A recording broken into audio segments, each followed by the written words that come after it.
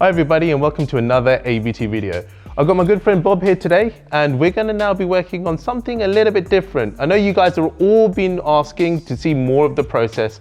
So Bob, tell me, what are we doing today? Hey all, how you guys doing? So, like B says, we're going to go through the process of repairing a dent, what's involved, and going through to the stage of primering. So, let's carry on. Absolutely. So Bob, what are we working on today? We've got a 2005 Boxster, loved by the customer. He's had it since it was like 2 years old. It means quite a lot to him. He always wants to keep it in a fairly good condition. A few weeks ago, he had a little run-in with his fence post at home, really devastated. And he picks up the phone and says, hey Bob, listen, I've got a little problem here. I've just got into the fence post. Can you help? I go, yeah, sure. Let's get you booked in. So he's dropped the car off this week and let's have a look what he's done.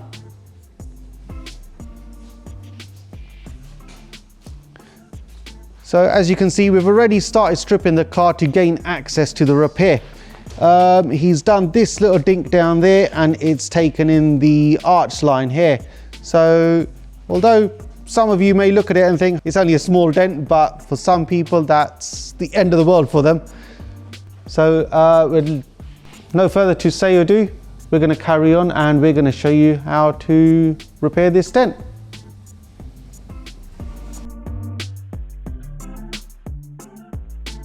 Let's talk you through the dent and show you what we're going to do. So as we can see, we got the dent going on here. It's pushed our arch line in. Our dent is this line here. That's what we've got to pull out. We're also low on this line here.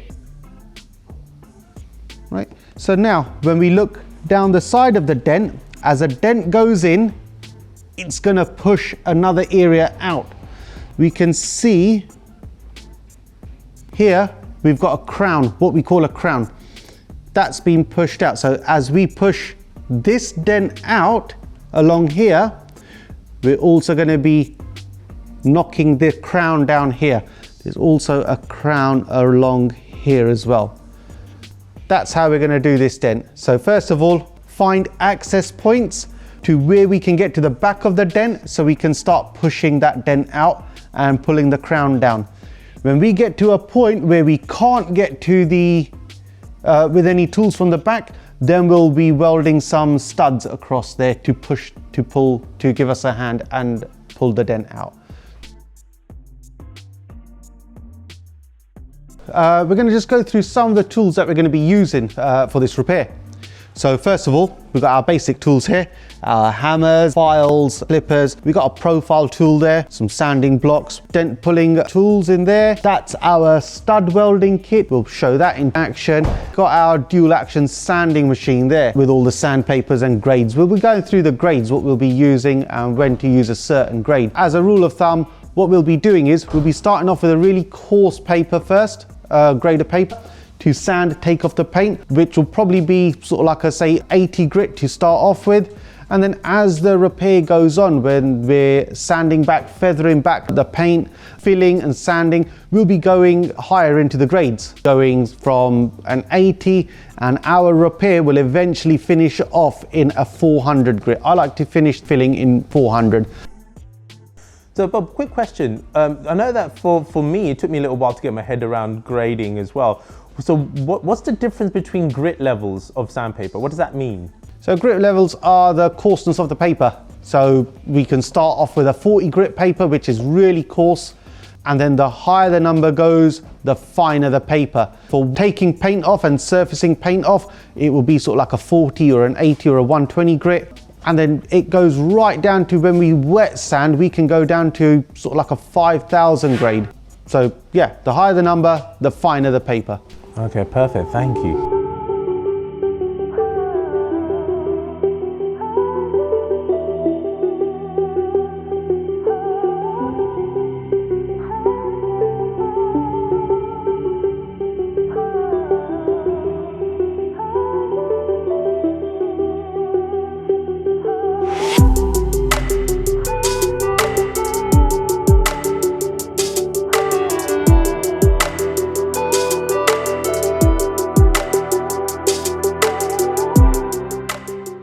Right, so guys, we're gonna use this tool. We're gonna see if we can get to the back of this dent. I found an access hole here, but I have no idea what's going on behind it. We might get obstructions, which means we can't get to it, or we might get lucky and get to that dent there. So let's go for it.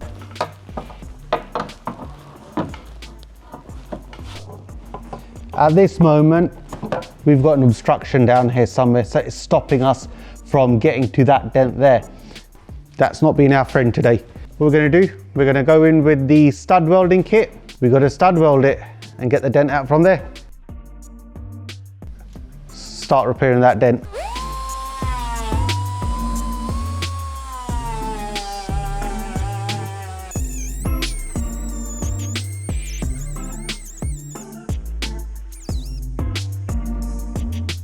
Right, so as we just seen, we can't get to the back of that dent, so we've resorted to this machine, the GYS Spot. So what this does, we ground the car and this will weld a little stud onto it, which allows us to pull the dent. So what we've done in the meantime, we have isolated the battery just to stop a surge going through the car.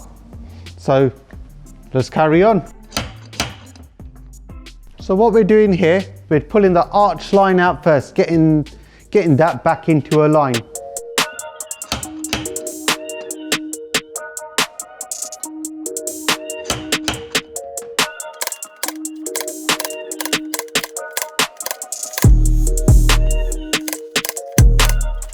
Bob, that's a cool bit of kit. I mean, I've always had this, I don't know, image in my head that we had to physically put studs on there with almost the same as the rivet gun and pull them out.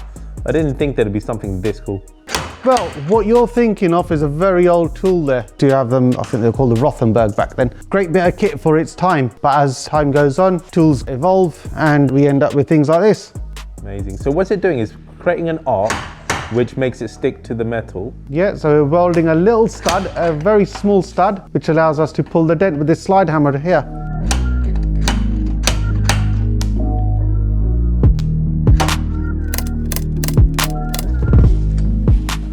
So we're having a feel of how that dent's come out. And from the feel of it, it's coming out well, still a little bit low in this section here.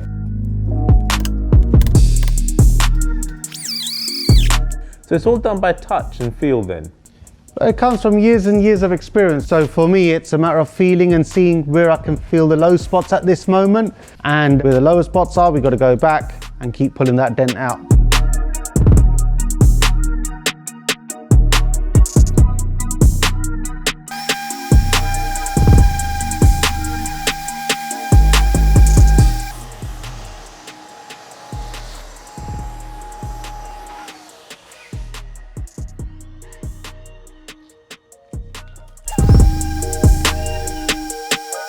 Okay, Bob, so I can see that we've done the dent repair work now to see what remains, but why did you pick up the sander? So we've sanded it down to take out all the marks left behind from the stud welder. From here, now we're looking at the low spots where my sander hasn't taken off the paint. So we can see a little area here, a small area here, and this area around here. So what we're gonna do, we're gonna go back to this. We're gonna take the paint off that. We're going to stud pull a little bit more out and then let's see what remains from there.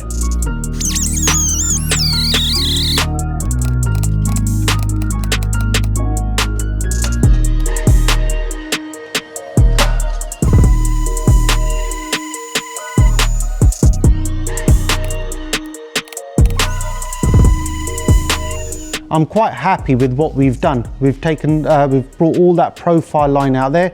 We've taken that big nasty dent out that was there. So what we're going to do, we're going to put a little bit of guide coat on this and we're going to start sanding and filing it back to see what's happening. I usually get a little bit of cloth, a little bit of black aerosol, rub it over the top of it. So now when we file it or sand it, we can start seeing where any of the low spots are.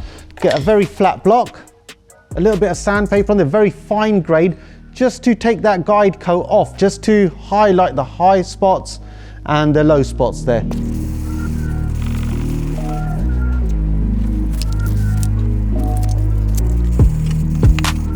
So from what we can see there, the darker patches are still the low spots.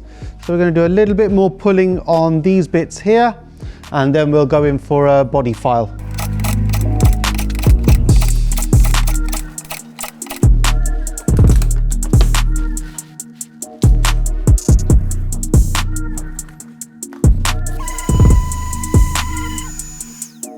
Right, so we've taken out all those low spots. Now let's start taking out some of those high spots with the body file.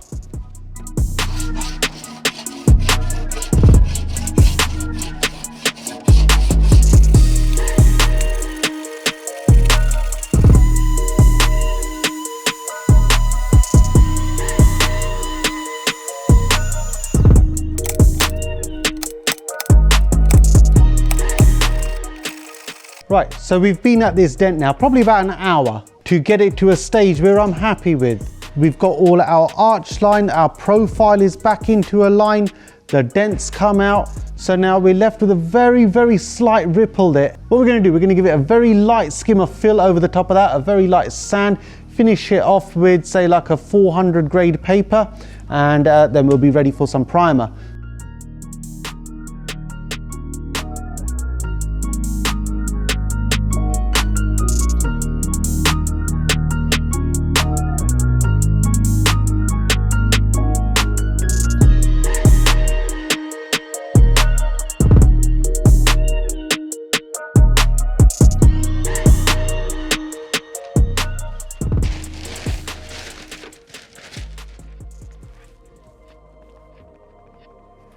So what we're doing, we're mixing this body filler until it becomes a uniform color. This particular brand of filler we're using is called Evercoat, a really good brand, not the cheapest on the market, but a very good product. We'll apply it and it will go on almost pink, but as it dries, it will dry gray.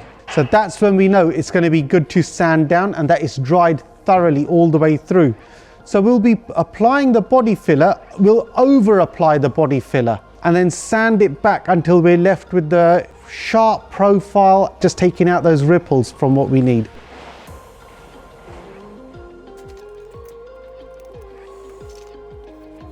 So Bob, I guess that we're trying to get the application of this as uniform as we can the first time round, correct? Yeah, so we want to get to our shape as closely as we can in our application, which will just help us eliminate the sanding process as much as we can. Yeah, you've said it many, many times before. A lot of the work that goes into is in the prep. It's in the prep, it's in the prep, it's in the detail. How long did it take you to get such a steady hand? This is years and years and years of experience.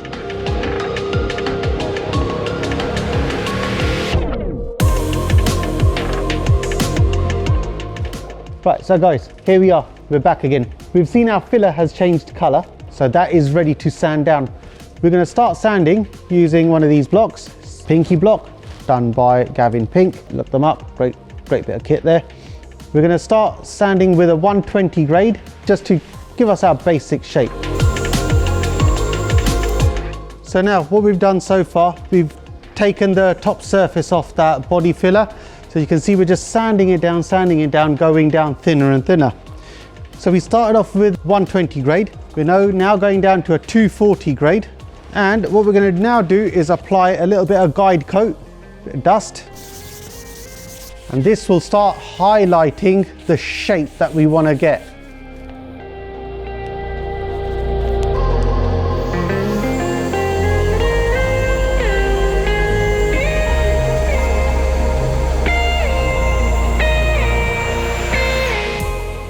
So now what we'll do, guide coat that again, go at it with a 320 grade, then again guide coat, finish off with 400.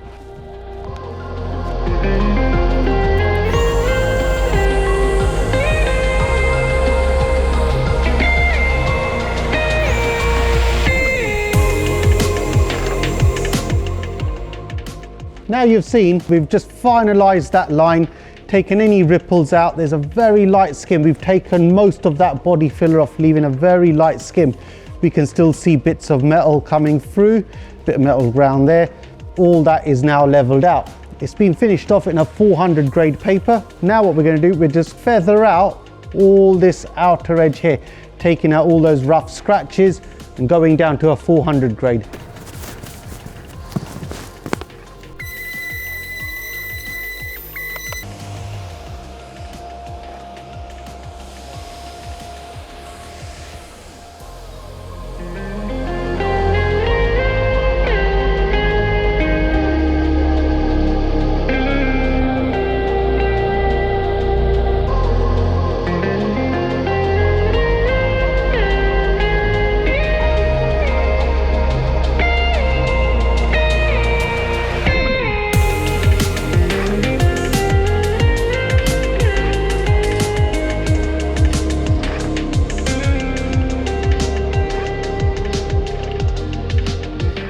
You've seen the repair process. You've seen how easy it is, right? Anyone can do this with the right tooling. Possible for anyone to do.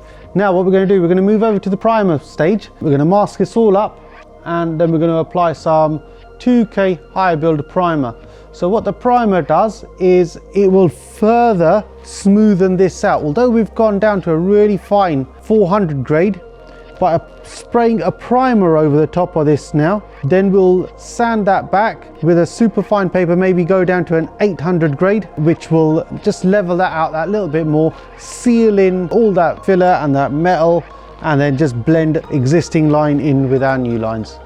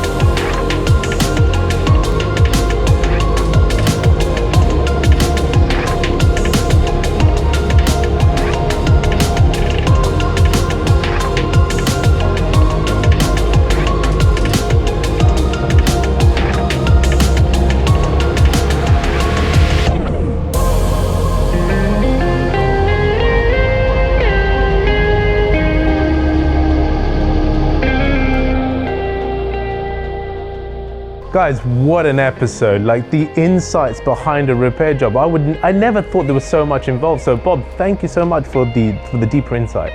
No, it's great. It's good that all our viewers understand and see what goes into a repair.